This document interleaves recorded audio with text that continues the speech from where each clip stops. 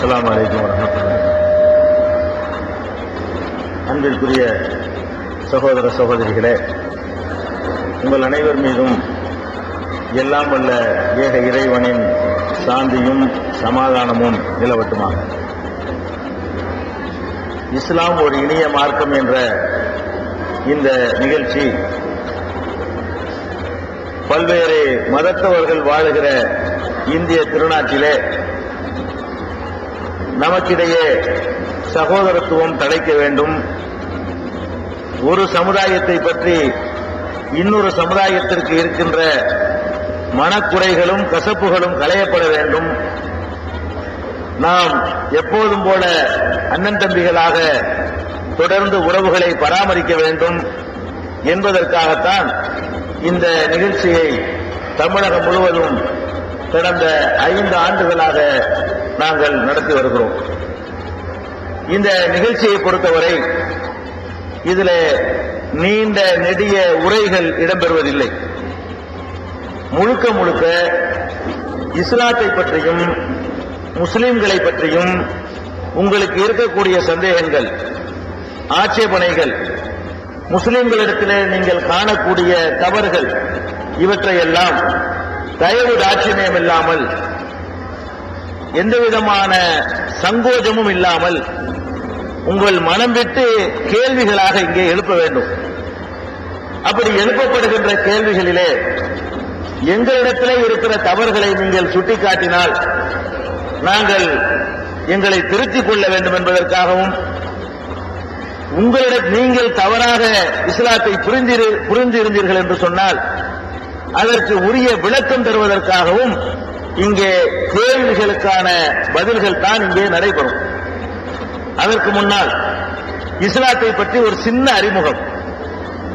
இஸ்லாம் என்றால் அதனுடைய கொள்கைகள் எப்படிப்பட்டவை என்று உங்களுக்கு அறிமுகம் செய்யலாம், அதனுடைய வணக்க வழிபாடுகளை பற்றி உங்களுக்கு அறிமுகம் செய்யலாம், இஸ்லாமிய மார்க்கம் எவ்வளவு அறிவுபூர்வமாக இருக்கிறது என்ற கோணத்திலே உங்களுக்கு அறிமுகம் செய்யலாம். பல விதங்களில் ஒரு மார்க்கத்தை அறிமுகம் செய்ய முடியும். இன்றைய தினத்திலே இஸ்லாத்தை பற்றி உங்களுக்கு நாங்கள் சொல்லக்கூடிய அறிமுகம் என்னவென்று சொன்னால், இஸ்லாமிய மார்க்கம் மற்ற மார்க்கங்களிலிருந்து சில விஷயங்களிலே தனித்து விளங்குகிறது. எதிலே தனித்து விளங்குகிறது என்று சொன்னால், வெறும் ஆன்மீக பாதையை மாத்திரம் சொல்லி தந்துவிட்டு கடவுளுக்கு எவ்வாறு வழிபாடு நடத்துவது என்பதை மாத்திரம் சொல்லி தந்துவிட்டு மற்ற விஷயங்களிலே உங்கள் விருப்பம் போல் நடந்து கொள்ளுங்கள் என்று சொல்லுகிற சித்தாந்தத்தை இஸ்லாம் மறுக்கிறது. ஒரு மனிதன் கடவுளை எப்படி வழிபட வேண்டும் என்று சொல்லித் தருகிற அதே நேரத்தில் ஒரு மனிதன் எப்படி குடும்ப வாழ்க்கையிலே ஈடுபட வேண்டும், ஒரு மனிதன் எப்படி உண்ண வேண்டும், எப்படி பருக வேண்டும், எப்படி அண்டை வீட்டாரோடு வாழ வேண்டும், நண்பர்களோடு எப்படி பழக வேண்டும், எப்படி வியாபாரம் செய்ய வேண்டும், எப்படி விவசாயம் செய்ய வேண்டும், பொருட்கள் வாங்கலை எப்படி அமைத்துக் கொள்ள வேண்டும், இப்படி அனைத்து துறைகளிலும் இஸ்லாம் தலையிட்டு தக்க தீர்வை தரக்கூடிய ஒரு மார்க்கம். எல்லாத்திலையும் தலையிடும். நபிகள் நாயகம் ஸல்லல்லாஹு அலைஹி வஸல்லம் அவர்கள் ஒரு நாள் அவர்கள் ஆட்சி தலைவராக ஜனாதிபதியாக இருந்த காலத்திலே அந்த தலைநகரத்திலே வீதியிலே சென்று கொண்டிருக்கிறார்கள். கடை வீதியிலே ஒரு தானியத்தை குறித்து ஒருவர் வியாபாரம் செய்கிறார். அந்த தானியத்திற்குள்ளே கையை விட்டு நபிகள் நாயகம் ஸல்லல்லாஹு அலைஹி வஸல்லம் பார்க்கிறார்கள். மேலே காய்ந்த தானியமும் கீழே ஈரமான தானியமும் வைத்து அவர் குவித்து வைத்திருக்கிறார். மக்களை ஏமாற்றுவதற்காக காய்ந்தது போல காட்டி ஈரமான தானியத்தை விற்பதற்காக வேண்டி அவர் அந்த மாதிரி ஏற்பாடு செய்திருக்கிறார். இதை பார்த்த நபிகள் நாயகம் ஸல்லல்லாஹு அலைஹி வஸல்லம் கேட்டார்கள், இது என்னப்பா, இது இப்படித்தான் வியாபாரம் செய்வதா என்று கேட்டுவிட்டு, மன் கஷனா பலைச மின்னா, யார் ஒருத்த மோசடி செய்கிறானோ அவன் நம்மை சேர்ந்தவன் இல்ல. இப்ப இஸ்லாம்னா வெறுமனே தொழுகிறது மட்டும் இஸ்லாம் இல்ல, நோன்பு நோக்கிறது மாத்திரம் இஸ்லாம் இல்ல, சில சடங்குகளை செய்வது மாத்திரம் இஸ்லாம் இல்ல. ஒருத்தனை ஏமாத்தாம இருக்கிறியா, அப்ப நீ முஸ்லிம். நீ ஏமாத்திட்ட என்று சொன்னா உனக்கும் இஸ்லாத்துக்கும் உனக்கும் எனக்கும் சம்பந்தம் இல்லை என்று நபிகள் நாயகம் ஸல்லல்லாஹு அலைஹி வஸல்லம் சொல்கிறார்கள். அப்ப இஸ்லாம் என்பது வெறுமனே பள்ளிவாசல்ல எப்படி நடந்து கொள்வது என்பதை மாத்திரம் சொல்லித் தராது. பள்ளிவாசலுக்கு வெளியே எப்படி நடந்து கொள்ள வேண்டும் என்பதையும் சேர்த்து சொல்லித் தருகிற மார்க்கம். ஒருமுறை நபிகள் நாயகம் கேட்டார்கள் மக்களிடத்தில், திவாலாகி போனவன் யார் தெரியுமா? திவாலாகி பாப்பராகி மஞ்சள் நோட்டீஸ் இல்லையா, அந்த மாதிரி போனவன் யார் தெரியுமான்னு கேட்கிறாங்க. இருக்கிற மக்கள் எல்லாம் சொன்னாங்க, நிறைய பணங்காசு சம்பாதிச்சு கடைசியில் எல்லாத்தையும் பறி கொடுத்து நிக்கிறானே அவன் தான் திவாலானவன் என்று கூட இருந்த மக்கள் விளக்குறாங்க. நபிகள் நாயகன் சொன்னாங்க, அவன் இல்ல திவாலாகி போனவன், இன்னொருத்தருக்கு அவன் தான் திவாலாகி போனவன். அவன் யார் என்று கேட்டால், இந்த உலகத்தில் நிறைய தொழுவிருப்பான், நோன்பு நோற்றிருப்பான், இறைவனுக்காக நிறைய தியானங்கள் செய்திருப்பான், அதே நேரத்தில் ஒருவனை திட்டி இருப்பான், ஒருவனை ஏசி இருப்பான், ஒருவனுடைய மனசை புண்படுத்தி இருப்பான், ஒருவனுடைய சொத்துக்களை அநியாயமா அபகரிச்சு இருப்பான், ஒருவனை பத்தி கோல் சொல்லி இருப்பான். இப்படி மனிதர்களுக்கு நிறைய தீமைகள் செய்தவனாக ஒரு மனிதன் அப்படி வாழ்ந்து கொண்டிருப்பான். இவன் மறுமை நாளிலே இறைவன் நியாய தீர்ப்பு வழங்குவதற்காக திரும்பவும் உயிர்ப்பித்து எழுப்பக்கூடிய அந்த நாளையில கடவுள் விசாரிப்பாரு. இவன் நம்ம நிறைய நோன்பு வைத்திருக்கிறோம், நிறைய தொழுதிருக்கிறோம், நிறைய பள்ளிவாசலும் வீடுமாகத்தான் நம்ம வாழ்க்கை கழிஞ்சிச்சு, நம்மளுக்கு சொர்க்கம் கிடைக்கும் அவன் நினைச்சுக்கிட்டு இருப்பான். ஆனால் இறைவன் என்ன தீர்ப்பு வழங்குவான் என்று சொன்னால், இவனால் யாரெல்லாம் பாதிக்கப்பட்டார்களோ அவர்களுக்கு இவன் செய்த நல்லறங்களுக்கான நன்மைகள் எல்லாம் அங்கு கொடுத்துருவான். இவன் என்னென்ன நல்லறங்கள் செய்திருக்கிறானோ அந்த நன்மைகள் எல்லாம் இவனால் பாதிக்கப்பட்ட மக்களுக்கு பறித்து கொடுத்துருவான். அதுக்கப்புறம் அவங்ககிட்ட நன்மையே இருக்காது. மேலும் பாதிக்கப்பட்டவர்கள் நிற்பாங்க, அவங்க செஞ்ச தீமைகளை தூக்கி இவன் தலையில சுமத்துவான். இப்படி ஒரு நிலைக்கு ஆளாக பாருங்க, அவன் தான் திவாலானவன். இந்த உலகத்துல மனிதர்களோட ஒழுங்கா நடக்கல என்று சொன்னா, மனிதர்களுடைய உரிமைகள் நீங்கள் பறித்தால் நீங்கள் எல்லா நன்மைகளையும் இழந்துருவீர்கள். உங்களுடைய தொழுகை, உங்களுடைய நோன்பு, உங்களுடைய ஆன்மீக ஈடுபாடு எதுவுமே பயன் தராது என்று நபிகள் நாயகம் ஸல்லல்லாஹு அலைஹி வஸல்லம் அவர்கள் அந்த மக்களுக்கு விளக்கினார்கள். இப்படிப்பட்ட ஒரு மார்க்கம் இஸ்லாம். இஸ்லாம்ங்கிறது ஒரு முஸ்லீம் இருக்கிறான், ஒரு வியாபாரியாக இருந்தால் அவனுடைய கொடுக்கல் வாங்கலில் நேர்மையாக நடக்கல என்று சொன்னா அவன் மறுமையில் வெற்றி பெற முடியாது, சொர்க்கத்தை அவன் அடைய முடியாது. அவன் தொழுதாலும் சரி, ஹஜ்ஜிக்கு போனாலும் சரி, இன்ன பிற தியானங்கள் அவன் புரிந்தாலும் சரி, இந்த உலகத்துல ஒழுங்கா வியாபாரம் பண்ணல என்று சொன்னா, ஒழுங்கா குடும்பம் நடத்தல என்று சொன்னா, ஒழுங்கா புள்ளகுட்டிகளை கவனிக்கல என்று சொன்னா, புள்ளகுட்டிகளை வளர்க்கல என்று சொன்னா, அண்டை வீட்டாருக்கு செய்யற கடமைகளை செய்யல என்று சொன்னா, ஊருக்கு உலகத்துக்கு செய்யற கடமைகளை செய்யல என்று சொன்னா, பொதுநல சேவையில ஈடுபடல என்று சொன்னா, இவனுடைய ஆன்மீகத்தினால் எந்த பயனும் கிடையாது என்று இஸ்லாமிய மார்க்கம் உலகத்திற்கு சொல்கிறது. அதனால்தான் நபிகள் நாயகம் ஸல்லல்லாஹு அலைஹி வஸல்லம் அவர்கள் அவருடைய ஆட்சி காலத்தில் எல்லா துறைகளிலையும் தலையிட்டு அதை ஒழுங்குபடுத்தி சீரமைக்கிற வேலையில இறங்கினார்கள். அப்ப இஸ்லாம் என்ற மார்க்கத்தை நாம் புரிந்து கொள்ள வேண்டும்.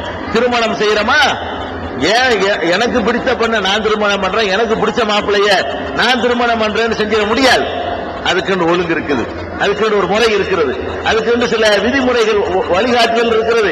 ஆடம்பரமானி செய்யக்கூடாது, பிறர் பார்த்து பொறாமப்படுற அளவுக்கு செய்யக்கூடாது, வரலட்சணை வாங்கி செய்யக்கூடாது, அனாச்சாரங்கள் செய்யக்கூடாது, ஆடல் பாடல் கேளிக்கை கூத்து என்று சொல்லி திருமணத்தை அதை ஆக்கிடக்கூடாது என்று அதில் தலையிட்டு இஸ்லாம் இப்படித்தான் திருமணம் நடத்தணும் என்று சொல்லுகிற காட்சியை பார்க்கிறோம். இப்படி எல்லாத்திலையும் தலையிட்டு ஒரு தக்க தீர்வை தரக்கூடிய ஒரு மார்க்கம் இஸ்லாம். இந்த மார்க்கத்தை பற்றி நீண்ட நெடிய அறிமுக உரைகளை நம்ம தவிர்த்து விட்டு இப்ப நம்ம உடனடியாக கேள்வி பதில் நிகழ்ச்சிக்கு செல்லுவோம்.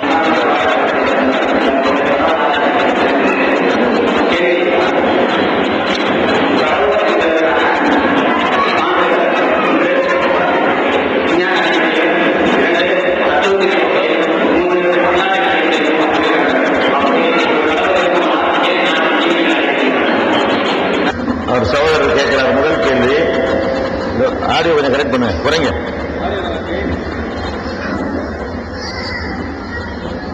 கடவுள் ஒருத்தர் இருக்கிறார் என்று சொன்னால் அதுக்கு விஞ்ஞான அடிப்படையிலையும் தத்துவார்த்த அடிப்படையிலையும் வரலாற்று அடிப்படையிலையும் சான்றிதழ் தர முடியுமா அப்படின்னு அவர் கேட்கிறார். கடவுள் ஒருத்தர் இருந்தார்னா என் தீமைகள் நடக்கிறது என்பதையும் துணை கேள்வியாக அதில் இணைத்து கேட்கிறார். கடவுள் இருக்கிறார் என்பதை பொறுத்த வரைக்கும்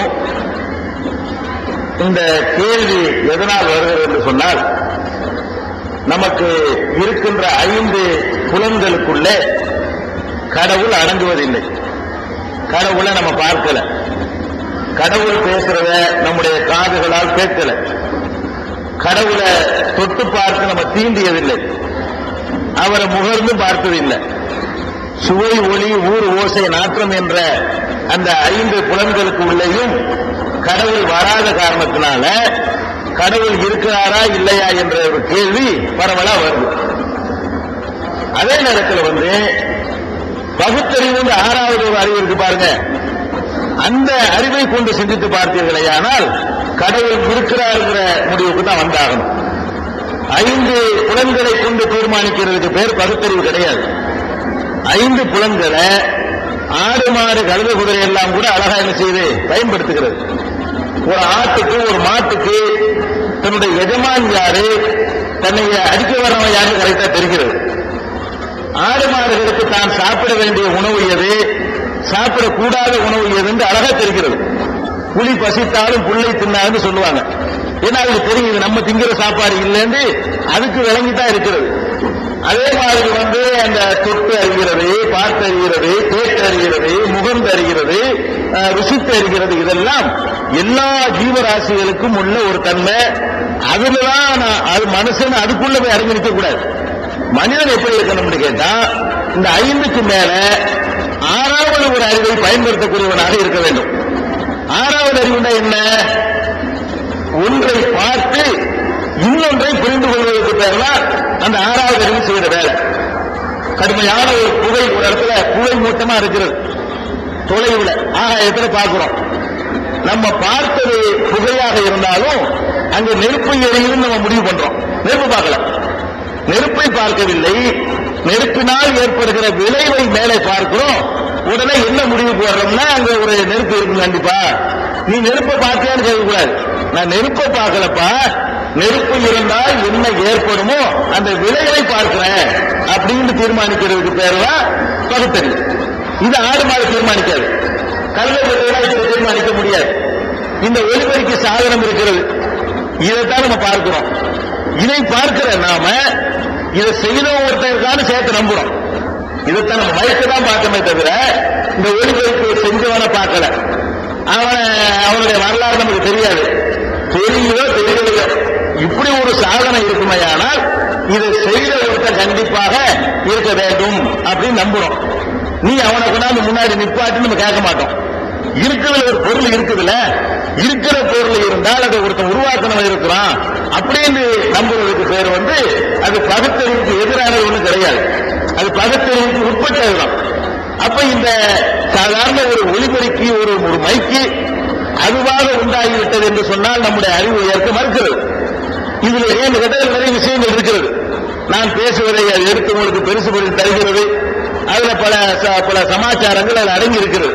இதெல்லாம் செய்யறதா இருந்தா ஒருத்தன் செஞ்சிருப்பான்னு வழங்குறோம், அவன் பயங்கரமான ஒரு மூளை உள்ளவன் வழங்குறோம். சும்மா ஏனோதானது ஒருத்தர் செஞ்சிருக்க முடியாது, விவரமுள்ள ஒருத்தர் செய்திருப்பான் என்று நம்புகிறோம். அந்த அடிப்படையில் இந்த உலகத்தை நம்ம அப்படி ஆய்வு பண்ணி பார்த்தோம்னு சொன்னா அதுல அமைக்கப்பட்டிருக்கிற அந்த அதிசயங்கள், ஆச்சரியங்கள் எல்லாம் ஏதோ ஒரு சூப்பர் பவர் தானாக உண்டாகனா இருக்க முடியாது.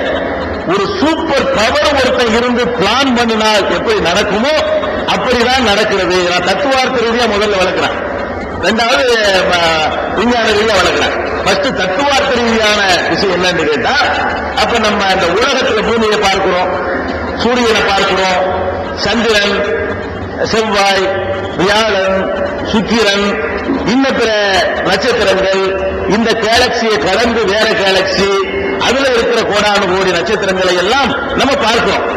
இந்த நட்சத்திரங்கள் இவைகள் எல்லாம் எப்படி இயங்குகின்றன என்று சொன்னால் திட்டமிட்டபடி ஒரு சீரான முறையில் இயங்கிக் கொண்டிருக்கிறது. ஒரு ஏனோதான காரமான இயங்குகிறது. சூரியனுடைய சுழற்சியா இருந்தாலும் சரி, சுழல்கிற வேகமா இருந்தாலும் சரி, அது ஓடுகிற வேகமா இருந்தாலும் சரி, எல்லாமே எப்படி நடக்குதுன்னு கேட்டா அதுக்கு ஒரு லிமிட், ஒரு தூரம், ஒரு கணக்கு, ஒரு தீர்மானத்தில் நடந்து கொண்டிருக்கிறது.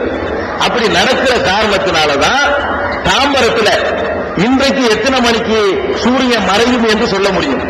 இப்ப நான் சொல்ல முடியும் தாம்பரத்தில் இன்றைக்கு எத்தனை மணிக்கு சன் செட் ஆகும் சொல்ல முடியும். தாம்பரத்தில் உட்கார்ந்து கொண்டே வாஷிங்டன்ல எத்தனை மணிக்கு சன்செட் ஆகும்னு எனக்கு சொல்ல முடியும்.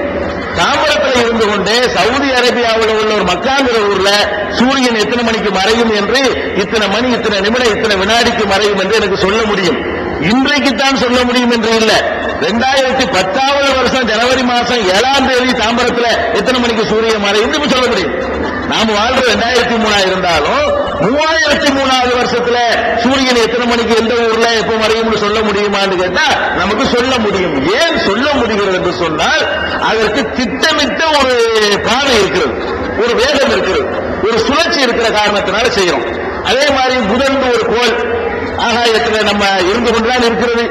அந்த புதன்கிற கோள் இந்த பூமியுடைய வெளிச்சம் அதன் மீது பட்டு ஒரு கருப்புள்ளியாக காட்சி அளிக்கும் என்பதை அது வருவதற்கு ஒரு வாரத்துக்கு முன்னாடியே விஞ்ஞானிகள் நமக்கு சொன்னார்கள். அது வந்த பிறகு சொல்லவில்லை. அது வருவதற்கு முன்னாடியே இது மாதிரி இத்தனை வருஷத்துக்கு ஒரு நடக்கும், அந்த ஆண்டு இப்ப வந்திருக்கிறது, இப்ப அது வரும்னு சொல்றாங்க. அப்ப அந்த புதன் என்ற கோளுக்கு ஒரு திட்டமிட்ட பாதையும் திட்டமிட்ட வேகமும் திட்டமிட்ட ஒரு வழிகாட்டுதலும் இருக்க போய்தான் கரெக்டா அந்த நாள்ல வருதுன்னு சொல்றான். சொன்னபடி வருது. வால் நட்சத்திரம் 70 வருஷத்துக்கு பிறகு ஒருக்கா இந்த வால் நட்சத்திரம் வருதுங்கிறான், வருது.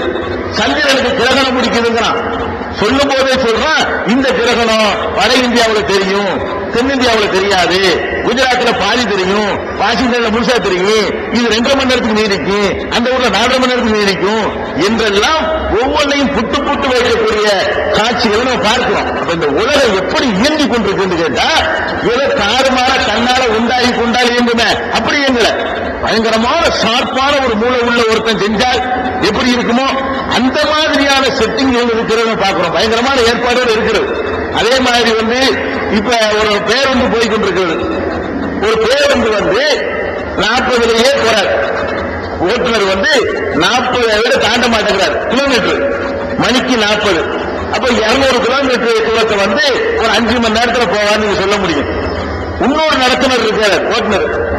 அவரு திடீர்னு 80ல போறாரு, 40க்கு வர்றாரு, 10க்கு மேல வர்றாரு, மர கீரை மாத்தி 20க்கு போறாரு, 120க்கு போறாரு. இப்படி போனாருன்னு சொன்னா இவர் எவ்வளவு நேரத்தில் போய் சேருவாரு? அவருக்கும் சொல்ல நமக்கும் சொல்ல எவ்வளவு சொல்ல. ஏன் சீரான ஒரு ரூட்ல ஒரு போகல, சீரான வேகத்துல போகல, காரணமாக அவர் இஷ்டத்துக்கு போறார். ஆனால் இந்த உலகம் எப்படி அமைக்கப்பட்டிருக்குன்னு சொன்னா மணிக்கு 40 கிலோமீட்டர் வேகத்துல போற ஒரு வண்டி போகுமே, ஒரு வினாடி முந்தாமல் பிந்தாமல் போகுமே, அந்த மாதிரி துல்லியமான வேகத்தோடு அமைக்கப்பட்டிருக்கிறது. நீங்கள் கன்னியாகுமரிக்கு சென்றால் பார்க்கலாம். அங்கே காந்திக்கு ஒரு நினைவகம் எழுப்பியிருக்கிறார்கள். அந்த காந்தியுடைய அந்த அக்டோபர் 2ஆம் தேதி நினைக்கிறான், அக்டோபர் 2ஆம் தேதி என்று அந்த காந்தியுடைய அஸ்தி அவரை அந்த சாம்பலை ஒரு இடத்துல வச்சிருக்கிறார்கள், ஒரு சட்டியில, ஒரு களையத்துல. அந்த களையத்தின் மீது எந்த நாளும் வெயில் படாது, எந்த நாளும் வெயில் படவே படாது. இந்த அக்டோபர் 2ஆம் தேதி மாத்திரம் அதன் மீது வெயில் படும்.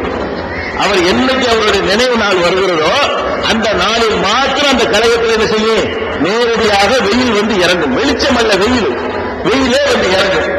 ஏன் அந்த நாள்ல மட்டும் இறங்குகிறது, மற்ற நாள்ல இறங்குறது இல்லைன்னு கேட்டா அந்த களையத்தை வைத்து மேல ஒரு ஹோல் போட்டுக்கிறாங்க, ஒரு துவாரம். அந்த துவாரத்தின் வழியாகத்தான் வெயில் படுது. அந்த துவாரம் எந்த டைரக்ஷன்ல போட்டிருக்காங்கன்னு கேட்டா அக்டோபர் 2ஆம் தேதி சூரியன் எந்த இடத்துல இருக்குன்னு கணித்து அதுக்கு நேர பொசிஷன்ல அந்த துவாரத்தை அது கிராஸா விட்டு அதுக்கு நேரம் கொண்டா சட்டி வச்சுட்டாங்க. அதனால அந்த ஓட்டைக்கு நேர கரெக்டா அந்த இடத்துல வரக்கூடிய நேரம் என்னன்னு கேட்டா அந்த 180 டிகிரிக்கு அப்பதான் வருது. வரும்போது கரெக்டா என்ன செய்யுது, 180 வந்துச்சுன்னா நேர பிடிச்சிருமா இல்லையா, நேர பிடிச்சு என்ன செய்யுது, அதுல வெயில் பட்டுருது. அக்டோபர் 3 ஆச்சுன்னு வைங்க, டைரக்ஷன் மாறிக்கிறது.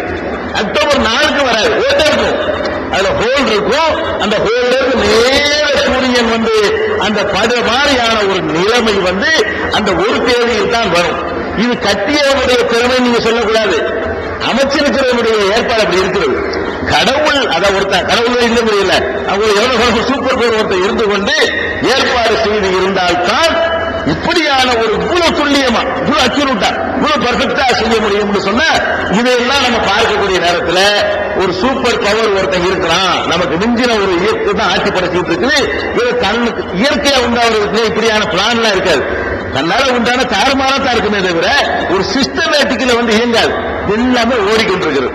இப்ப எல்லா கோள்களுக்கும் ஈர்க்கக்கூடிய சக்தி இருக்கா இல்லையா? பூமிக்கு இருக்கிற சக்தி இருக்கிறது, சந்திரனுக்கு இருக்கிற சக்தி இருக்கிறது, சூரியனுக்கு இருக்கிற சக்தி இருக்கு. இருக்கிற காந்த சக்தி ஒன்றை இழுத்து பிடிக்கக்கூடிய சக்தி எல்லாத்திலும் இருக்கிறது நீங்க பாக்குறீங்க. அதனால நீங்க உட்கார்ந்துட்டு இருக்கிறீங்க. இந்த பூமி சுத்துகிறது 1000 மைல் வேகத்துக்கு மேல சுத்துகிறது மணிக்கு. அவ்வளவு வேகமா சுத்துறது உங்களுக்கு தெரியும், எனக்கு தெரியல, சுத்திட்டு இருக்கிறது. இப்ப நம்ம பேசுற நிகழ்ச்சிக்கு வந்ததுல இருந்து இருக்கிறதுல நம்ம 1000 மைல பாஸ் ஆயிட்டோம். ஆனால் நமக்கு ஒண்ணுமே தெரியல. அந்த சுற்றுறதுனால அதனுடைய ஒண்ணுமே தெரியாத காரணம் என்னன்னு கேட்டா, பூமி அது மாத்திர சுற்றுற வேலையை மட்டும் செய்யல, சுற்றுற வேகத்தை எல்லாம் நிலைக்கிற அளவுக்கு உங்களை இழுத்து பிடிச்சுக்கிட்டு இருக்கிறது. அதனுடைய ஈர்ப்பு சக்தி எந்த அளவுக்கு இருக்குன்னு கேட்டா, 1000 மைல் வேகத்தில் சுத்தினா உங்களை தூக்கி கடாசி எரிஞ்சிடும். இந்த ரங்கராட்டின சுத்துக்கு பாருங்க, சுத்தும் பொழுது அந்த கிரிப்பு விட்டா என்ன ஆகும், ஒவ்வொன்றுமே ஒரு இடத்துல விழுந்துடும். அந்த ரங்கராட்டினத்தை எப்படி பிடித்து இழுத்துக் கொண்டு மைய அச்சு பிடித்துக் கொண்டு சுத்துகிறதோ, எவ்வளவு வேகமா சுத்தினாலும் ஆழத்துக்கு வீசுவதில்லை. அந்த மாதிரியான ஒரு அடிப்படையில நம்மளை இழுத்து பிடித்துக் கொண்டு சுத்துகிற காட்சி பார்க்கிறோமே, இது பூமியில உள்ள ஒரு ஈர்ப்பு சக்தி. இந்த ஈர்ப்பு சக்தி எல்லா கோள்களிலும் இருக்கிறது. அந்த ஈர்ப்பு சக்தியினாலதான் அந்த இடத்துல எல்லா கோள்களும் நிற்குதுங்க. இந்த கோள்கள்ல எந்த ஒரு கோளுடைய ஈர்ப்பு சக்தியாவது கூடினால் குறைந்தால் முடிஞ்சு கதை.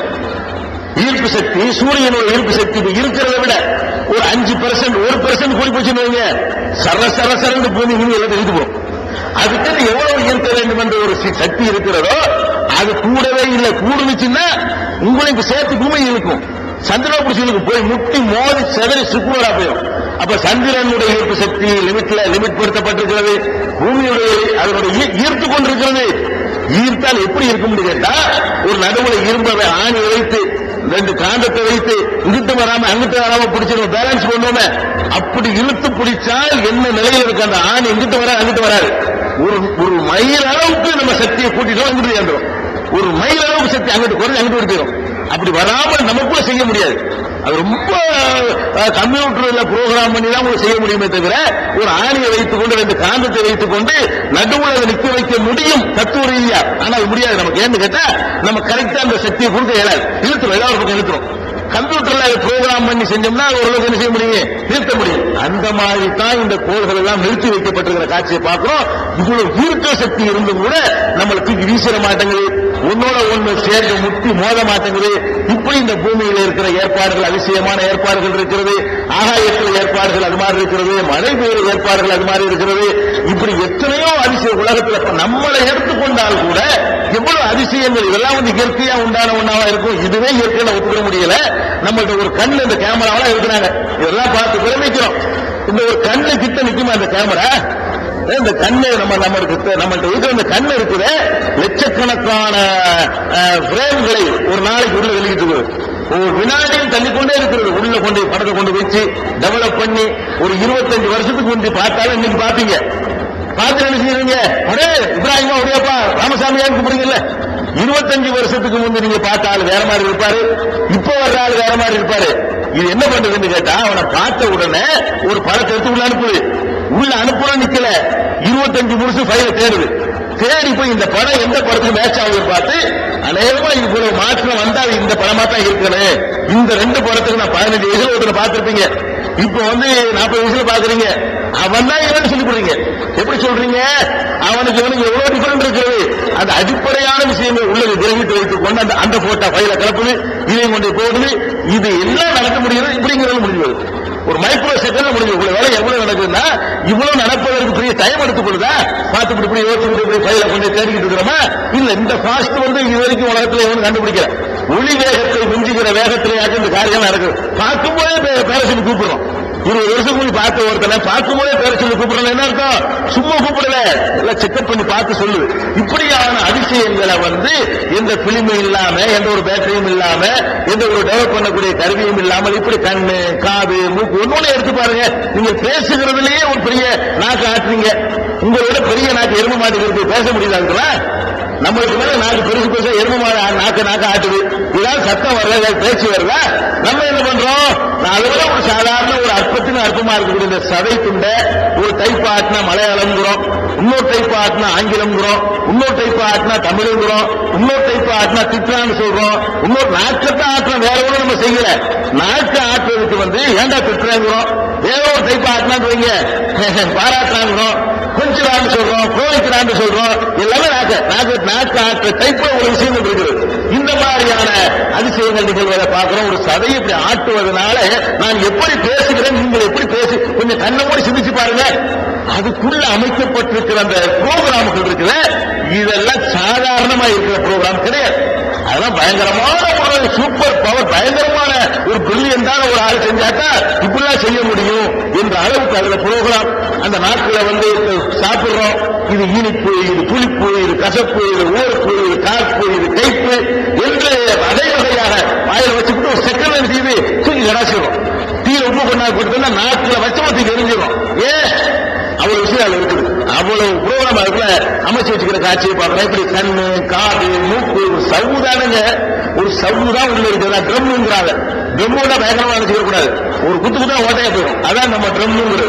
காதுக்குள்ள இந்த ட்ரம்முல வந்து என்ன செய்யுது, பேச்ச கிரகிக்கக்கூடிய தன்மை அதை அப்படி பாஸ் பண்ணிட்டு இருக்குது. இப்படி ஒண்ணு ஒண்ணா நீங்க யோசிச்சு பாருங்க, மூளையுடைய இதை எடுத்து. இன்னும் சொல்ல போனால் இன்னைக்கு பகுத்தறிவுன்னு சொல்றோம்.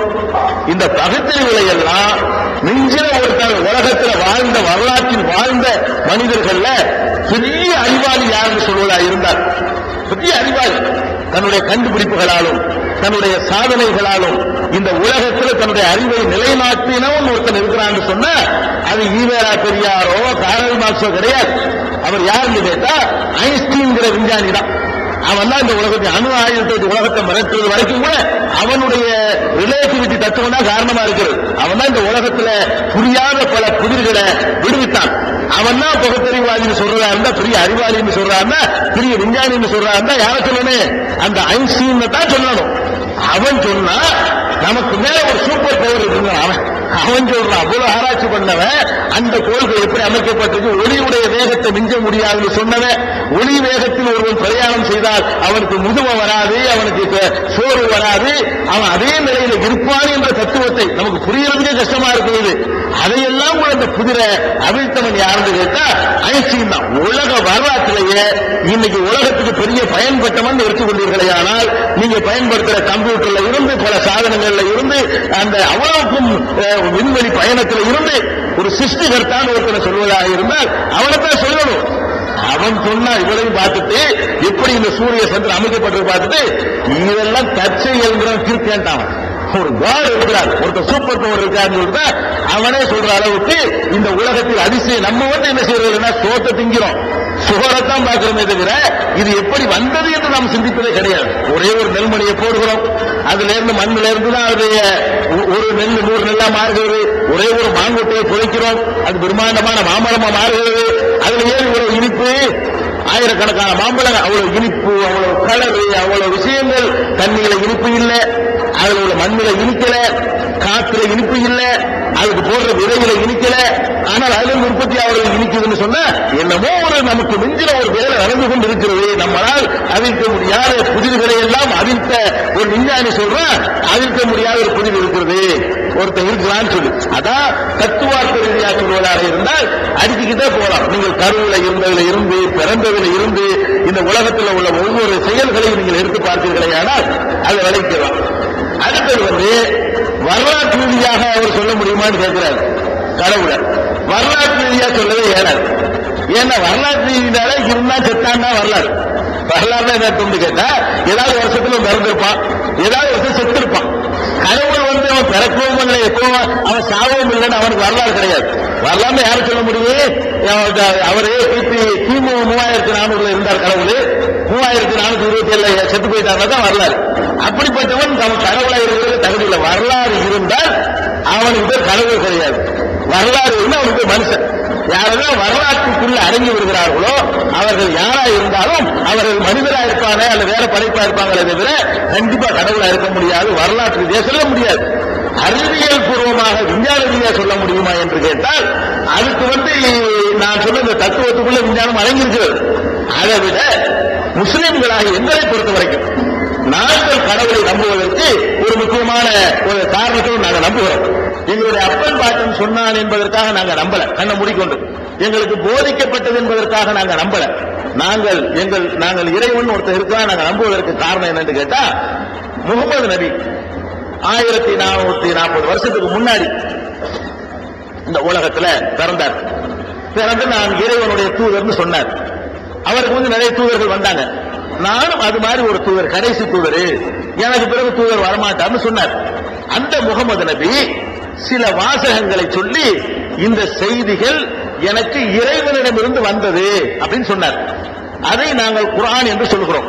இன்றைக்கு வரைக்கும் 14 நூற்றாண்டுகளாக பாதுகாக்கப்பட்டிருக்கிற ஒரே வேதம் திருமறை குர்ஆன். குர்ஆன் நபிகள் நாயகம் காலத்தில் எப்படி இருந்ததோ அப்படி இன்னைக்கு பாதுகாக்கப்பட்டிருக்கிறது.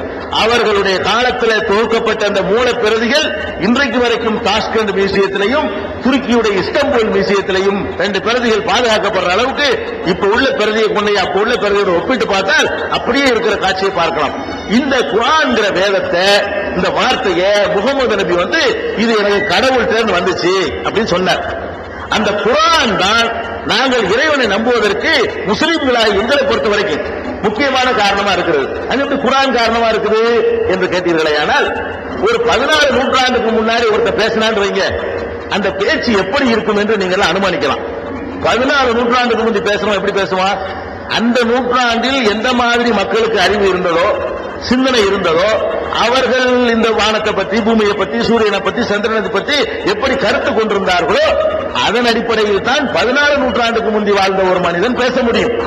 முகமது நபியுடைய காலத்தில் பூமி உருண்டை என்று கண்டுபிடிக்கப்படவில்லை. கலிலையோ சொல்லும் போதே ஒத்துக்கிற மாட்டேன்ட்டாங்க.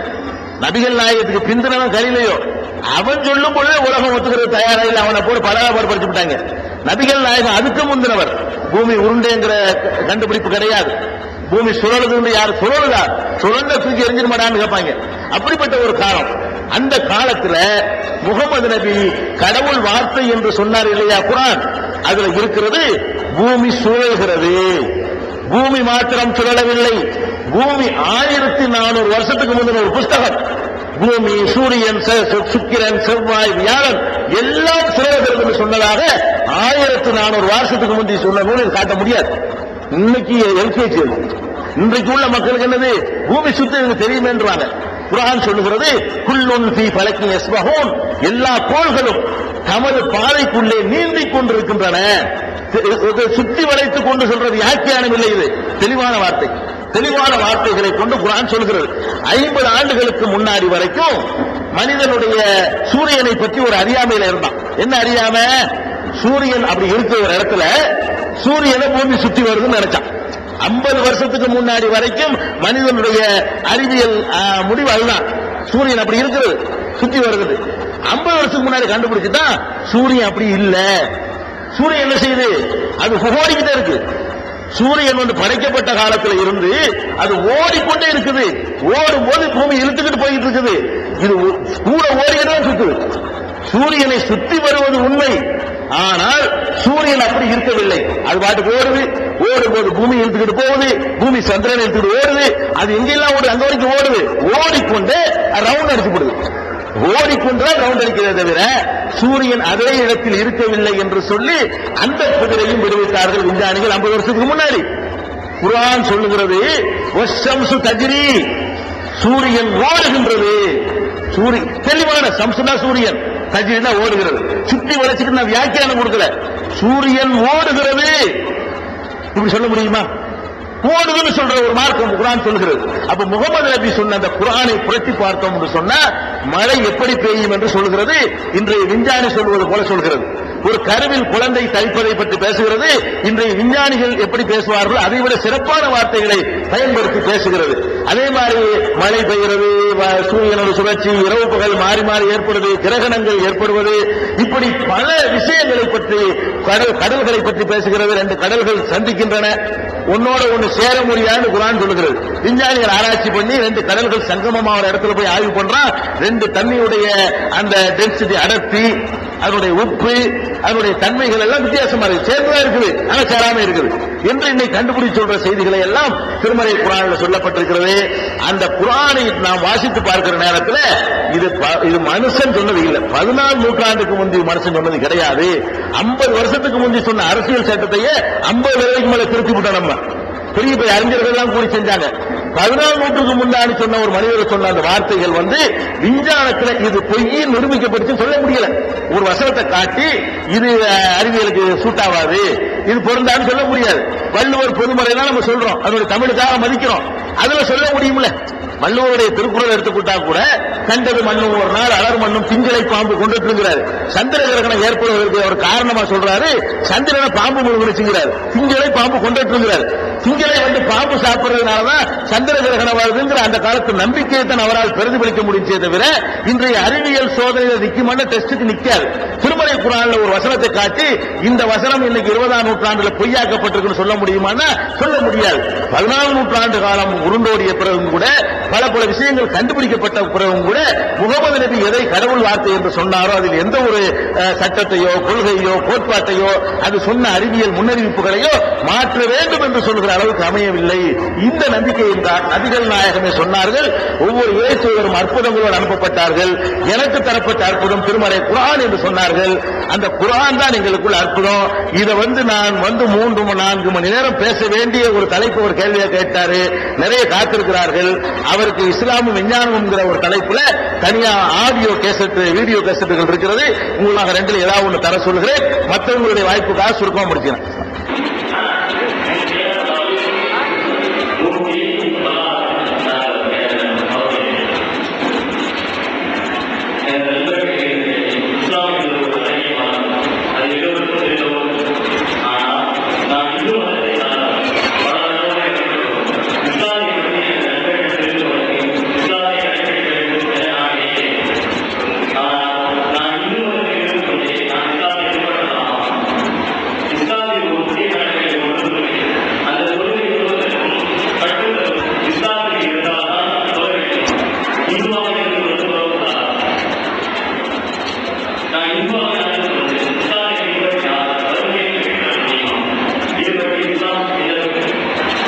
அதாவது சகோதரர் மூர்த்தி அவர்கள் என்ன கேட்கிறாங்கன்னு கேட்டா, நான் இந்துவா இருந்து கொண்டே தொழுகலாமா, இந்துவா இருந்து கொண்டே இஸ்லாத்தை கடைபிடிக்கலாமா, அப்படி இருந்தால் வெற்றி வரலாமான்னு கேட்கிறார். இந்த கேள்விக்குள்ள நுழையிறதுக்கு முன்னாடி இஸ்லாம் தான் முதல்ல என்ன நம்ம விளைவிக்கணும். இஸ்லாம் என்று சொன்னால் அது பிறப்பு அடிப்படையில் மனிதனுக்கு வரக்கூடிய பெயர் என்று நிறைய பேர் நினைத்துக் கொண்டிருக்கிறார்கள். அதாவது ஒரு ஜாதி மாதிரி, ஒரு முதலியார் ஜாதியை சேர்ந்தவர் இருக்கிறாரு, அவருக்கு பிறக்கிற மகன் முதலியாரா தான் இருப்பாரு, செட்டியாரா இருக்க முடியாது. ஒரு செட்டியாருடைய மகன் செட்டியாரா தான் இருப்பாரு. ஒரு பிராமணருடைய மகன் பிராமணரா தான் இருப்பாரு. ஒரு தலித்துடைய மகன் ஒரு தலித்தா தான் இருப்பாரு. அவர் மாதிரி ஒரு முஸ்லீமுடைய மகன் ஒரு முஸ்லீமா தான் இருப்பாரு நினைத்துக் கொண்டு இந்த கேள்வி கேட்கப்படுகிறது. அப்படி கிடையாது. இஸ்லாம் என்பது பிறப்பில் ஒருவன் முஸ்லீமாக ஆக முடியாது. அவன் இந்த கொள்கையில், எந்த கொள்கை, இந்த அகில உலகத்தையும் படைத்து பராமரிக்கிற ஒரே ஒரு கடவுள் இருக்கிறார். அந்த ஒரு கடவுளை தவிர எந்த மனிதனுக்கும், எந்த மகானுக்கும், எந்த பெரியாருக்கும், எந்த தலைவருக்கும், எந்த சக்திக்கும் நான் தலை வணங்க மாட்டேன் அப்படின்னு ஒருவர் நம்பி விட்டார் என்று சொன்னால் அவர் முஸ்லீம் ஆகிவிடுகிறார். அதே மாதிரி இந்த உலகத்துக்கு வழிகாட்ட இறைவன் பல தூதர்களை அனுப்பி இருக்கிறார். அந்த தூதர்கள் இறுதியாக முகமது நபியை அனுப்பினார். அவர் காட்டிய வழியில நான் செல்வேன் அப்படின்னு ஒருத்தர் நம்பிட்டார்னு சொன்னா முஸ்லீம் ஆயிடுறார். அப்ப முஸ்லீமுக்கு பிறந்தவர்கள் முஸ்லீம் என்று ஒரு தப்பா நினைக்கிறதுனாலதான் இது மாதிரி கேள்விகள்லாம் வருகிறது. உலக கணக்கில் வேண்டாம், சென்சஸ் எடுக்கும் போது வேண்டுமானால் இவர்கள் முஸ்லீம் என்று கணக்கில் வருவார்கள். முஸ்லீமுக்கு பிறந்த எத்தனையோ பேர் உலகத்தில் முஸ்லீம்களாக இருப்பார்கள். இறைவன் தீர்ப்பளிக்கும் பொழுது அந்த கணக்கில் போய்விடுவார்கள், முஸ்லீம்கள் இருக்க மாட்டாங்க. ஏன்? கடைபிடித்தால் தான் முஸ்லீம். ஒரு கடவுள் தான் இருக்கிறான் என்று கடைபிடிக்கணும். இன்றைக்கு நீங்கள் பார்க்கிறீர்கள், முஸ்லீம்களை பார்க்கிறீர்கள், முஸ்லீம்களுக்கு பிறந்தார்கள். ஒரு மனிதர் இறந்து போன பிறகு அவரை அடக்கம் செய்துவிட்டு அந்த புதைக்கப்பட்ட இடத்தில் வழிபாடு நடத்துகிறார்கள், தர்கா என்ற பெயர்ல. நீங்க பாக்குறீங்க, இது இஸ்லாம் கண்டிக்கிறது. ஒரு கடவுள் நம்பிக்கைக்கு எதிரானது. முஸ்லீம்கள் தான் நாகூருக்கு போறாங்க, முஸ்லீம்கள் தான் ஏர்வாடிக்கு போறாங்க. குர்ஆன் அதை தடுக்கிறது, நபிகள் நாயகம் தடுக்கிறாங்க. ஒரு கடவுளை ஏத்துக்கிட்டு அங்க ஒரு மனிதனை தலை புதைச்சு வச்சுக்கிறீங்க, மனுஷனை எப்படி போய் கும்பிடுறீங்க என்று சொல்லி தந்த ஒரு மார்க்கம் இஸ்லாம். அப்ப இவர்கள் உலகத்தில் எங்க வர்றாங்க? முஸ்லீம் கணக்குல வந்துடுறாங்க. மறுமையில நியாய தீர்ப்புனால ஜட்ஜ்மெண்ட்ல எங்க போயிருவாங்கன்னு கேட்டா, நீ இந்த கணக்குல வரமாட்டேன்னு இறைவன் மைனஸ் பண்ணிடுவார். நாங்களும் ஒரு இன உணர்வோடு தான் நீங்க முஸ்லீம்களா இருக்கிறாங்க. கொள்கையை புரிந்து கொண்ட முஸ்லீம்களா இருப்பவர்கள் குறைவா இருக்கிறார்கள். அதை விளங்கிக்கிறேன். அதே மாதிரி ஒருவர் இஸ்லாத்தை ஏற்றுக்கொள்றது அந்த கொள்கையை நம்பிடுறது. எப்ப எந்த கொள்கையை நம்புறீங்க?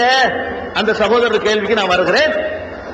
வணக்கத்திற்குரியவன் அல்லாஹ்வை தவிர யாரும் இல்ல, முகமது நபி அல்லாஹ்வுடைய தூதர் அப்படின்னு அவர் ஏற்றுக்கொள்றார். நீங்க மனசார ஏற்றுக்கொண்டாரையானால் அவர் வேற ஒண்ணுல இருக்க முடியாது. அண்ணா திமுகவுல மெம்பர் ஆகிவிட்டு திமுகவுல மெம்பரா இருக்க முடியுமா? அண்ணா திமுகவுல மெம்பர் உறுப்பினர் கார்டை வாங்கிட்டு திமுகவுல இருக்க முடியுமான்னு கேட்டா மனிதனை ஏமாத்துறதுக்காக இருக்கலாம், கடவுளை ஏமாற்ற முடியாது.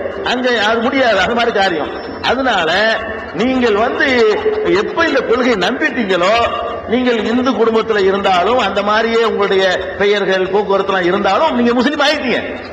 நீங்கள் அந்த குடும்பத்தில் பிறந்து இருந்தாலும் உங்களுடைய பெயர் என்னவா இருந்தாலும் இந்த கொள்கையை உண்மையாகவே நம்பி விட்டீர்களே ஆனால் நீங்கள் தான் முஸ்லீம். நீங்க தொழுவலாம், நீங்க நோன்பு நோக்கலாம், உங்களுடைய எல்லா வழிபாடுகளையும் செய்யலாம், அதுக்கு கடவுள் பரிசு தருவார். முஸ்லீமுக்கு பிறந்தாலும் கடவுளுக்கு பரிசு வாங்க முடியாதவன் இருக்கிறான். முஸ்லீம் அல்லாத குடும்பத்தில் பிறந்தாலும் அவன் இந்த இஸ்லாம் சொல்லக்கூடிய நெறிகளை கரெக்டா கடைபிடிச்சான்னு சொன்னா அவன் கடவுளிடத்திலே முஸ்லீம் லிஸ்ட்ல கண்டிப்பா வருவான். இந்த உலகத்திலேயும் முஸ்லீம் லிஸ்ட்ல வரணும் என்று சொன்னால் அதற்காக சில வேலைகளை அவர் செய்து கொள்ள வேண்டும், சமூக அமைப்போடு சேர்ந்து கொள்ள வேண்டும். கடவுள்கிட்ட பரிசு பெறுவதாக இருந்தால் இதை நம்பி விட்டால் போதும். ஆனா ஒண்ணு, நம்புறதுல உண்மையாளராக இருக்கணும். எப்படி ஒருத்தன் தான் கடவுள், வேற யாரும் கடவுள் இல்லைன்னு நம்பிட்டு வேற கடவுள்களை நீங்க வணங்கிட்டீங்கன்னு சொன்னா இதை நம்பலன்னு அர்த்தம். அதாவது ரெண்டும் உண்மையா இருக்க முடியாதுல. நான் நிக்கிறேன், உட்கார்ந்து இருக்கிறேன், ரெண்டு உண்மையா இருக்குமா? நான் நிக்கிறேன்னு சொல்லிவிட்டால் நான் உட்கார்ந்து இருக்கிறேன், நான் உட்கார்ந்து இருக்கிறேன்னு சொல்லிவிட்டால் நான் நிக்கிறேன்னு அர்த்தம். அப்ப ரெண்டும் ஒரே நேரத்தில் ஒன்று சேரவே முடியாது. அதே மாதிரி ஒரு கடவுள் இருக்கிறான், பல கடவுள் இருக்கிறான், இது எப்படி சரியா வரும்? ஒரு கடவுள் இருக்கிறான் நீங்க நம்புனீங்கன்னா பல கடவுள் இல்லைன்றது அது தன்னால வந்துடும். பல கடவுள் நம்பிட்டீங்கன்னு சொன்னா நீங்க ஒரு கடவுள் நம்பலன்னு ஆயிரும். இந்த நம்பிக்கையில் நீங்க உண்மையாளராக இருந்தீர்களே ஆனால் அந்த இஸ்லாமிய அந்த நம்பிக்கைக்கு மாற்றமான செயல்களை நீங்க விட்டொழிச்சிடணும். விட்டுட்டீங்கன்னு சொன்னா அது கண்டிப்பா நீங்க தொழலாம், நோன்பு வைக்கலாம், எல்லாம் செய்யலாம், கடவுள் ஏற்றுக்கொள்வாரு. அதான் இஸ்லாம் சொல்லக்கூடிய சித்தாந்தம். மாற்றாங்க. அதாவது நான் இந்த கொள்கையை நம்பிக்கை வைத்திருக்கிறேன் அப்படின்னு சொல்லி நீங்க தொழுவ போங்க, மறுத்தாங்கன்னு சொன்னா எங்களை அணுகுங்க, நாங்க கூட்டிட்டு போறோம். வழங்குதா? எங்களை அணுகுனீர்களே ஆனால் உங்களை நாங்கள் அழைத்து செல்கிறோம். பள்ளிவாசல்ல தடுக்க முடியாது. நபிகள் நாயகம் காலத்துல யாரும் பள்ளிவாசல் வந்தா தடுக்க மாட்டாங்க. நீங்க நடிக்கிறதுக்கு வந்தா கூட நாங்க தடுக்க கூடாது. எங்க மார்க்க சட்டம் என்ன சொல்லுதுன்னு கேட்டா, நடிக்கிறதுக்காக ஒருத்தர் வந்தாலும் கூட பள்ளிவாசலுக்கு வந்துட்டானா அது தடுக்கிற உரிமை யாருக்குமே கிடையாது. நபிகள் நாயகம் காலத்துல முனாஃபிக்குன்னு ஒரு கூட்டம் இருந்தாங்க. நபிகள் நாயகம் காலத்துல முனாஃபிக்குன்னா யார் தெரியுமா? இங்க உங்களை சேர்ந்தவங்கன்னு சொல்லிக்கிடுவாங்க, அங்க போய் உங்களை சேர்ந்தவங்கன்னு சொல்லிக்கிடுவாங்க. இவர்கள் யார் என்றெல்லாம் நல்ல அடையாளம் தெரியும். அவர்கள் பள்ளிவாசலுக்கு வந்தார்கள். நீங்க விலகி வர்றீங்க. நபிகள் நாயகத்தில் எப்படி வந்தாங்கன்னு கேட்டா, நடித்துக் கொண்டிருந்த முனாஃபிக் என்று சொல்லக்கூடிய ஒரு குரூப், இரட்டை வேஷம் போடக்கூடியவர்களும் கூட இங்க பள்ளிவாசலுக்கு வந்தார்கள். நபிகள் நாயகம் போக சொல்லவே இல்லை. நல்ல வாப்பா, நல்லா வந்துட்டு போய் என்ன ஒளி முறை என்ன இருக்கு, என்ன ரகசியம் என்ன இருக்கு பாரு, இது பிடிச்சிருந்தா நாளைக்கு உன் மனசுல மாற்றம் ஏற்படலாம் அப்படின்னு சொல்லக்கூடிய ஒரு மார்க்கம். எங்கேயாவது தடுத்தாங்கன்னு சொன்னா நீங்களே எங்களை அணுகுங்க, அதற்குரிய ஏற்பாடுகள் நாங்க செஞ்சு தரோம். என்னுடைய கேள்வி என்னவென்றால், நான் பலதரப்பு திருமணங்களை சென்றுள்ளேன். ஆனால் கிறிஸ்டின் திருமணத்துக்கும் சென்றுள்ளேன், முஸ்லிம் திருமணத்துக்கும் செல்லவில்லை, இந்திய திருமணத்தில் சென்றுள்ளேன். இதில் மேலம் அடிக்கின்றார்கள், திருமணத்தின் போது மேலம் அடிக்கின்றார்கள். ஆனால் கிறிஸ்துவ திருமணத்தில் மேலம் அடிக்கின்றார்கள், இந்து திருமணத்தில் மேலம் அடிக்கின்றார்கள். ஆனால் முஸ்லிம் திருமணத்தின் மீது மேலம் அடிக்கவில்லை. நான் பல முஸ்லிம் தரப்பு நண்பர்களிடம் கேட்டுக்கொண்டேன், எதற்காக உங்கள் திருமணத்தில் மேலம் அடிக்க மாட்டேங்கிறார்கள்? அவங்க எனக்கு சரியான பதில் கூறவில்லை. அதனால் ஐயா முன்னிலையில் நான் இந்த கேள்வியை முன்னிலையில் வைக்கின்றேன். என்னவென்றால், இந்த கேள்விக்கு எனக்கு தக்க பதில் அளிக்குமாறு ஐயா அவர்களை கேட்டுக்கொள்கின்றேன். பல திருமணங்களில் கலந்து கொள்ளும் பொழுது எல்லா மதத்து திருமணங்களையும் பார்க்கிறாரு, மேல அடிக்கிறாங்க, மேல தாளங்களும் அடிக்கிறாங்க. முஸ்லிம் திருமணத்தில் அவர் பார்க்கிறாரு, மேலம் அடிக்கப்படுவதில்லை. அது ஏன் அடிக்கிறது இல்லை? அதான் அவருடைய கேள்வி. இந்த கேள்வியே இப்படி கேட்க கூடாது, ஏன் அடிக்கணும்னு கேட்கணும். ஏன் அடிக்க கூடாதுன்னு கேட்கறத விட திருமணத்தில் மேலம் எதுக்கு அடிக்கணும், மேல அடிக்கிறதுனால என்ன நன்மை, அதனால நம்முடைய அந்த சவுண்டுனால நம்முடைய காது செவிப்பறை கிழிஞ்சு போகுது. அதாவது நம்ம நோயாளிக்கு பாதிப்பு ஏற்படுகிறது. தடன்னு அடிக்கும் பொழுது எரிச்சலாகும். அது ஊர் வழக்கங்கள் நம்ம செய்துட்டு போறோமே தவிர மேலும் அடிக்கிறது என்னமோ ஒரு நல்ல காரியம் மாதிரி, அதனால பெரிய நிம்மதி கிடைக்கிற மாதிரி, அதனால பெரிய ஒரு அறிவு கூடுற மாதிரி, ஒரு பெரிய டேஸ்ட் கிடைக்கிற மாதிரி இருந்தால் அது ஏன் விட்டாங்கன்னு கேட்கலாம். மேளம் அடிப்பது என்பது அது ஒரு தேவையில்லாத வேலை. திருமணத்துல அந்த மாப்பிள்ளை பொண்ணு சந்தோஷமா இருந்து கொண்டிருக்கிற நேரத்தில் அவங்களுக்கு ஒரு இரிட்டேஷன் ஏற்படும். இந்த மேல சத்தத்தினால ஒரு எரிச்சல் ஏற்படும். அந்த மாதிரி இப்ப நம்ம உட்கார்ந்து பேசிட்டு இருக்கிறோம், பேசிட்டு இருக்கும்போது தட்ட மேல எரிச்சலா இருக்குமா இல்லையா? எரிச்சலா தான் இருக்கும். அதனால மேலம் ஏன் இஸ்லாம் அடிக்கிறது இல்லைன்னு கேட்டா, ஃபர்ஸ்ட் திருமணத்தை எளிமையாக்குங்கள் என்று குர்ஆன் எங்களுக்கு கட்டளை எடுக்கிறது. ஃபர்ஸ்ட் நீங்க விளங்கிக்கணும், கல்யாணங்கிறது எல்லாருடைய வாழ்க்கையிலையும் வரக்கூடிய ஒரு முக்கியமான நிகழ்ச்சியா இருக்கிறது. இந்த நிகழ்ச்சி வசதி உள்ளவர்கள் மாத்திரம் ஆடம்பரமா செய்தார்களே, ஆனால் ஏழைகள் நடுத்தர வர்க்கத்தினர் அதை பார்த்து கடன் வாங்கி வட்டிக்கு வாங்கி சொத்தை வித்து சிரமப்பட்டு பிச்சை எடுத்து அப்படி திருமணம் செய்ய வேண்டிய நிலைமைக்கு தள்ளப்படுகிறார்கள். அதுக்காக இஸ்லாம் என்ன பண்ணுதுன்னு கேட்டா, இது எல்லாருக்கும் தேவையான விஷயமா இருக்கிறதுனால சிக்கனமாக திருமணத்தை நடத்துங்கள். உங்களுடைய திருமணங்கள்ல எந்த திருமணம் குறைந்த செலவில் நடத்தப்படுகிறதோ அந்த திருமணம் தான் இறைவனுடைய அதிகமான அருளை பெற்றுத் தரும் அப்படின்னு சொல்றாங்க. அதனாலதான் திருமணம் என்பதற்கு மாலை போடுறோம்.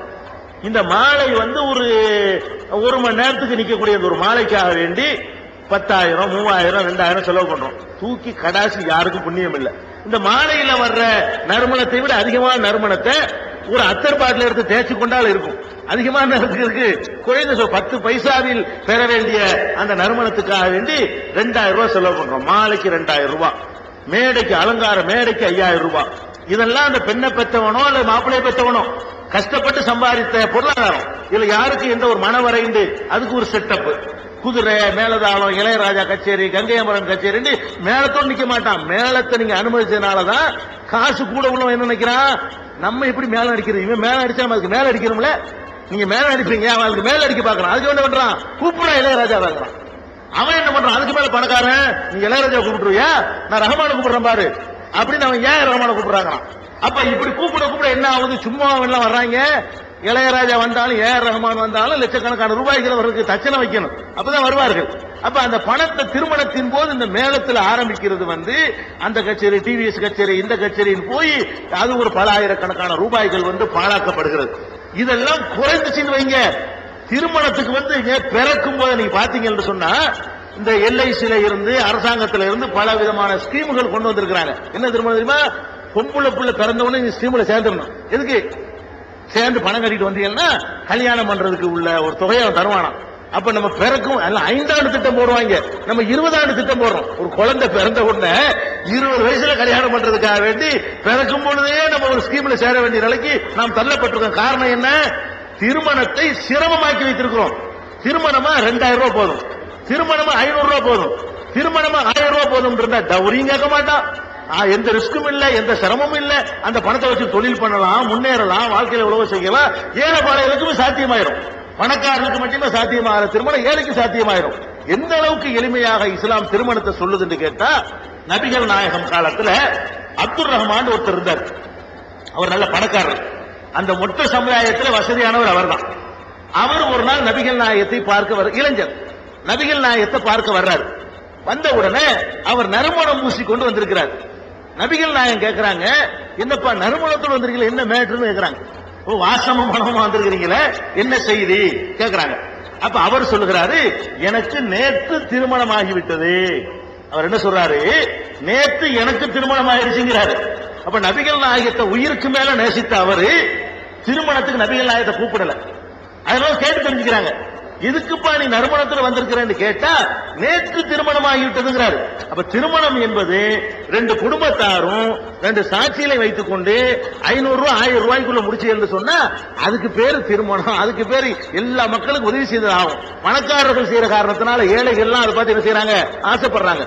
அவனுக்கு இல்லாம இருந்து வட்டி கடன் வாங்குறான், இல்லாம இருந்து சொத்துப்பட்ட விற்கிறான். எத்தனை ஒரு பெண்ணை பெற்றதுக்காக வேண்டி அவன் ஓட்டாண்டி அணிக்கிற நம்ம பழமொழி சொல்றோம் இல்லையா, 5 பெண்ணை பெற்றால் அரசனும் ஆண்டி ஆயிடுவான்.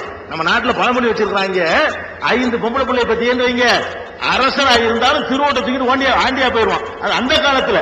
இப்ப 2 போதும். அந்த காலத்துல 5 பொம்பளை பிள்ளை பெறணும். இப்ப ஆண்டி ஆகுறதுக்கு 5 தேவையில்லை, 2 பொம்பளை பிள்ளைய பத்தீங்கன்னு சொன்னா அரசன் ஆண்டியா. இதுக்கெல்லாம் என்ன காரணங்கிறீங்க, திருமணத்தில் செய்யப்படுகிற ஆடம்பரங்கள், விருந்துக்கு செய்யற ஆடம்பரம், பந்தலுக்கு செய்யற ஆடம்பரம், மண்டபங்களுக்கு செய்யற ஆடம்பரம், மாலைகளுக்கு செய்யற ஆடம்பரம், அலங்காரத்துக்கு செய்யற ஆடம்பரம், மின்சாரத்துக்கு செய்யற ஆடம்பரம், இதெல்லாம் 10 கல்யாணம் நடத்தலாம். நாலு ஏழை வீட்டுல விளக்கேற்றி வைக்கலாம். ஒரு ஏழைக்கு அந்த காசை கொடுத்து முன்னேறிட்டு போனா அவன் வாழ்த்துவான், நல்லா இருக்கும். அப்ப திருமணத்துல கஷ்டப்பட்டு சம்பாதிக்கிற பொருளாதாரத்தை பயனுள்ள வகையில மேல அடிக்கிறத சும்மா வந்து அடிப்பாங்க, காசு இல்லையா அதுக்கு? மேளத்துக்கு காசு, நாயனத்துக்கு காசு, ஐயருக்கு காசு, மந்திரம் ஒரு காசு, எல்லாம் காசு தானே. இது எல்லாத்தையுமே தவிர்த்திருக்க வேண்டியது. புரோகிதம் கூட இஸ்லாத்துல இல்ல. கல்யாணத்துல ஒரு மத குழுப்பை நடத்தி வைக்கணுங்கிற இஸ்லாத்துல கிடையாது. மாப்பிள்ளை வீட்டார் பொண்ணு வீட்டார் உட்கார்ந்து கொண்டு செய்து கொள்ளுவாங்க அக்ரிமெண்டம்.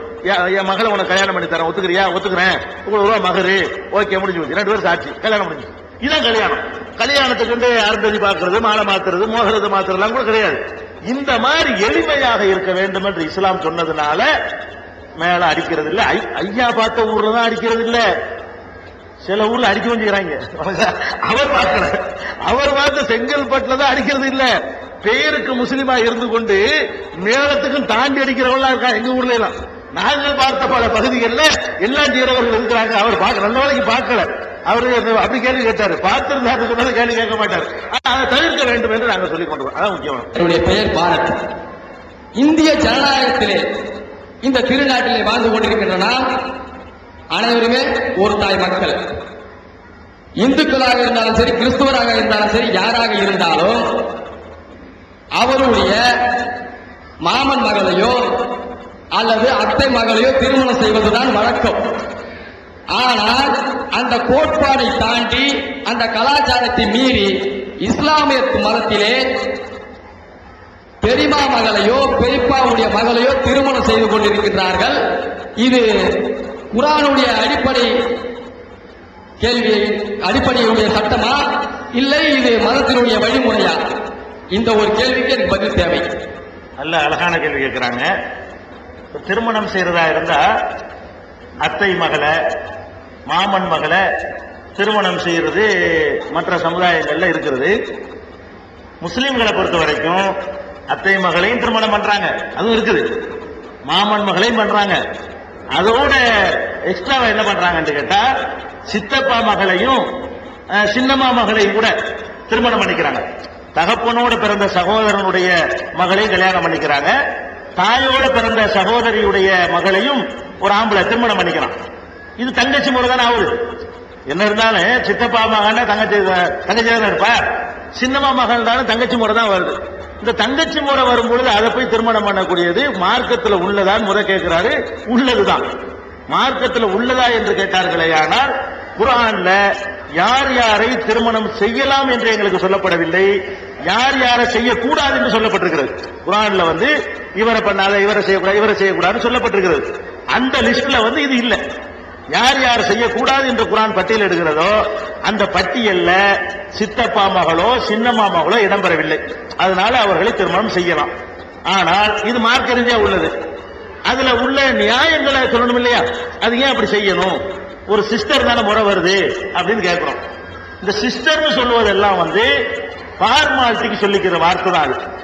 இப்ப நம்ம ஒருத்த சின்ன சித்தப்பா மகள் சகோதரி, தகப்பன் செத்த பிறகு சொத்துல பாதி பங்கு கொடுப்பானா சகோதரின்னு? பங்கு கேட்கும்போது அது சகோதரின்னு சும்மா சொல்லிக்கிட்டேன், அது ஒரு ஃபார்மாலிட்டி சொல்லுவானே தவிர சொத்துல எல்லாம் பங்கு கொடுக்க வரும்போது சகோதரி இல்லைன்றுவான். சகோதரனா என்ன செய்யணும்? என் சகோதரி நான் ஒருத்தரை ஏத்துக்கிட்டேன்னா எனக்கு கிடைக்கிற சொத்து பங்கு என்னுடைய சகோதரிக்கும் கிடைக்கணும் இல்லையா? அப்ப நம்ம என்ன பண்ணுவோம்? அது சகோதரின்னு சொன்னது அது ஒரு பேச்சுக்கு சும்மா சொல்லிக்கிறதுன்னு வந்தது. அதனால முதல்ல நம்ம விளங்கிக்கிறணும், சித்தப்பாண்டா யாரு, அத்தைண்டா யாரு. இப்ப என்னுடைய தகப்பனார் இருக்காரு, என்னுடைய தகப்பனார், உங்க ஒவ்வொருத்தருடைய தகப்பனார். அந்த தகப்பனாரோட கூட பிறந்த பொம்பளைக்கு பேரு அத்தை, அந்த தகப்பனாருடைய கூட பிறந்த ஆம்பளைக்கு பேரு சித்தப்பா, பெரியப்பா. அதான் அர்த்தம். பழமொழி கூட தமிழ்ல சொல்லுவாங்க, அத்தைக்கு மீசை வைத்தால் சித்தப்பாண்டு. அத்தையா பிறக்கிறவ ஆம்பளையா பிறந்துட்டான சித்தப்பா போயிடுவான். விளங்குதா?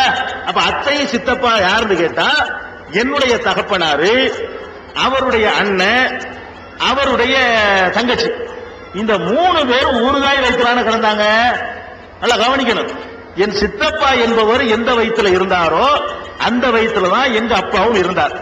என் அத்தை எந்த வயிற்றில் இருந்தார்களோ அந்த வயிற்றில் தான் என்னுடைய அப்பாவும் இருந்தார். அப்ப அத்தை என்பதும் சித்தப்பா என்பதும் சயின்டிபிக்கா ஒரே ரத்தம் தான். என் தகப்பனுக்கு ஓடுகிற அந்த ரத்தம் தான் என் சித்தப்பனுக்கும் ஓடுகிறது. என் சித்தப்பனுக்கும் என் தகப்பனுக்கும் ஓடுகிற அந்த ரத்தம் தான் என்னுடைய அத்தைக்கும் ஓடுகிறது. பொம்பளையா இருந்தனால் அத்தன்ட்டீங்களே தவிர 3 பேரும் ஒரு வயித்துல இருந்தார்களா இல்லையா? ஒரே ரத்தமா இருந்தா இல்லையா? அப்ப திருமணம் செய்யக்கூடாதுன்னு சொன்னா இது கூடும்னா அது கூடும், இது கூடாது அது கூடாது. ரத்தம் தான் காரணம்னு வச்சுக்கிட்டோம்னு சொன்னா சித்தப்பா அத்தை மகளை கல்யாணம் பண்ணலாம்னு சொன்னால் அது ஏன் சித்தப்பா மகளை பண்ணக்கூடாது?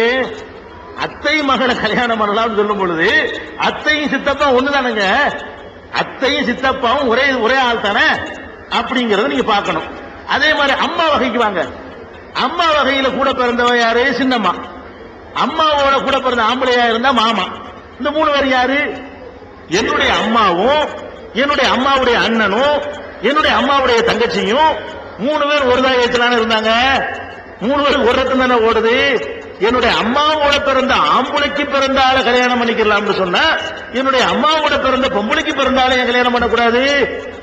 ஒரே ரத்தம். அப்ப அதுக்கு என்ன பதில் சொல்லுவோம்னு கேட்டா ரத்தம் ஒன்னா இருந்தாலும் 2 மிக்ஸ் ஆகும்போது மாறிக்கிறது.